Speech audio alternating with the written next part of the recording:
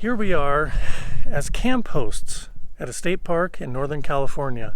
It's pretty crazy, and the journey leading up to this point is worth highlighting. And so in this video, I'm gonna go over the points of how Tracy and I met over 4 years ago, because in the last video I told you about who I am and where I come from.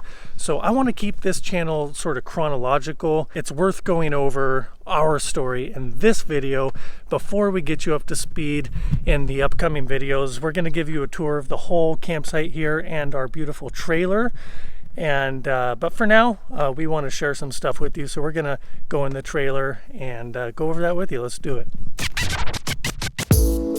Okay. So it's story time. Yay. And we got a lot of ground to cover, and I'm sensitive to your time too, so I don't want this to take too long. So we're just gonna go over kind of the major points starting at the beginning. I'm gonna let Tracy take over. Oh, wow. Okay.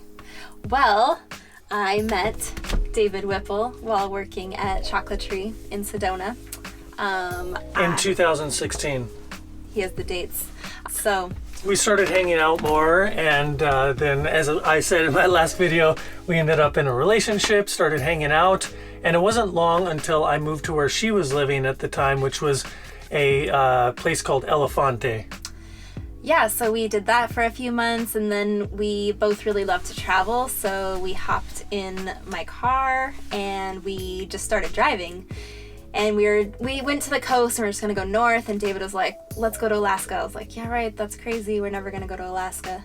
And we went to Alaska. Had a nice trip there. Yeah, it took us about 3 months to road trip up to Alaska and all the way back down to Sedona, Arizona. So that was an epic road trip. If you ever have the good fortune to do that, highly recommend it. So then after that, we continued to live at Elefante for a while. And just real quick, what is Elefante? Elefante is a sculptural art village that's in Cornville, Arizona, just outside of Sedona.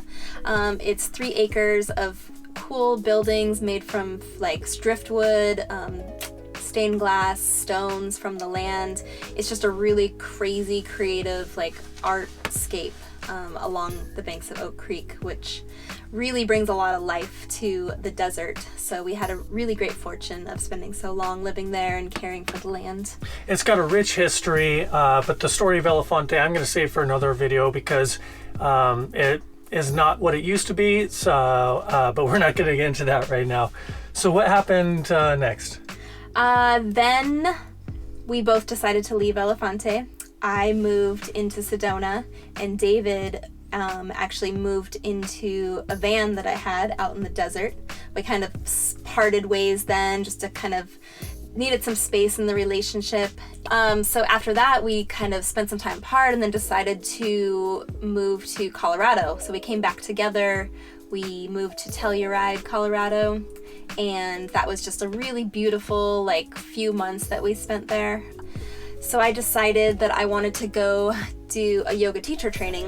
So I bought a plane ticket to Baja, Mexico, and David decided he wanted to move to Austin, Texas. So we drove to Austin, I dropped him off, and then I drove back to Phoenix and flew out to Mexico from there.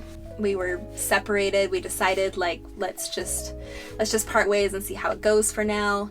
And then while we were apart, we both decided that we really missed each other. So I decided to drive out to Austin. David had been there for a few months at the time, and I really wanted to go back to Sedona. So I just kind of said like, hey, let's go back to Sedona. Let's pick up my Airstream trailer and pull it out to the desert. And it was actually a lot of fun, and I was picking up kind of odd jobs. I was actually working for a hot air balloon company.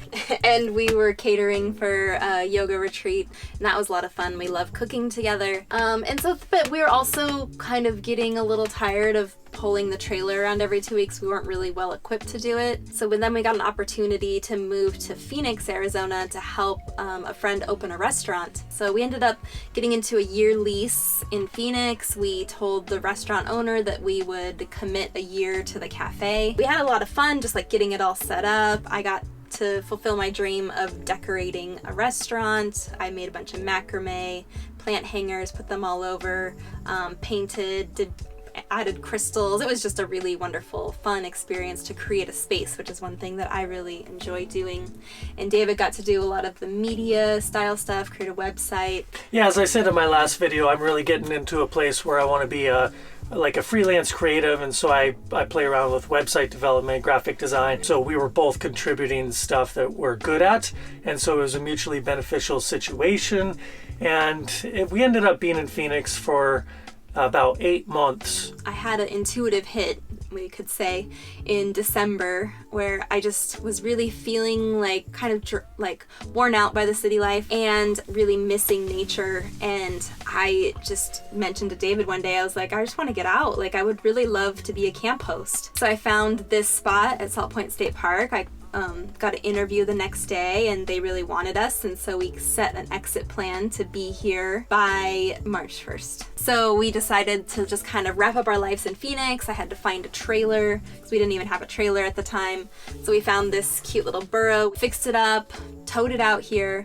And then right after that is when all of the pandemic broke out. And yeah, so anyway, the serendipity of getting to this situation at this time is just almost beyond comprehension. We're really grateful for all of the experiences we've had together over the last 4 years leading up to this point. We were just breezing over details, but as you might imagine, there's a rich history there and a story that continues to unfold.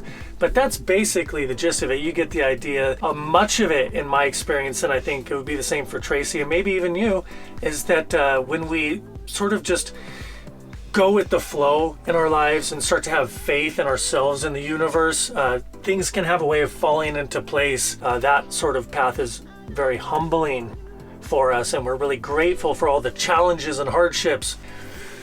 It's been a wild ride, and I really wish I had done more vlogging since the beginning, because it just would have been really epic to capture a lot of the things that have gone on. Like I said already, I'm ready to get back into it now. What a miracle for us to be in this place at this time. We could have been in Phoenix. Roll of the dice. Here we are. So we road tripped up to this beautiful place, had no idea what was going on, but now it is. And so the whole state park is closed, and we're not actually hosting the camp. We're just sort of holding space. Yep.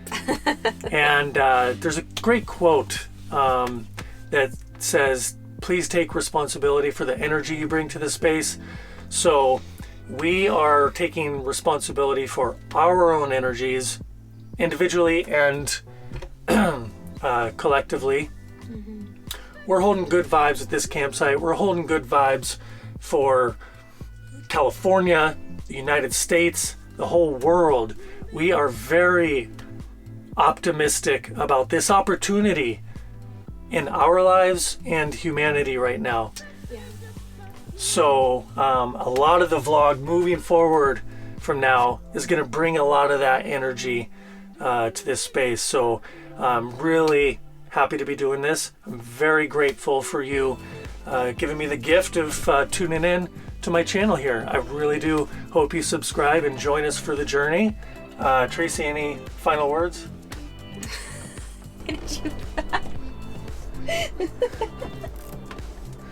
No, that's all right. Well, anyway, that's all we got for this video, and it's been a pleasure to share our stories with you. Looking forward to bringing you along for the next leg of our journey.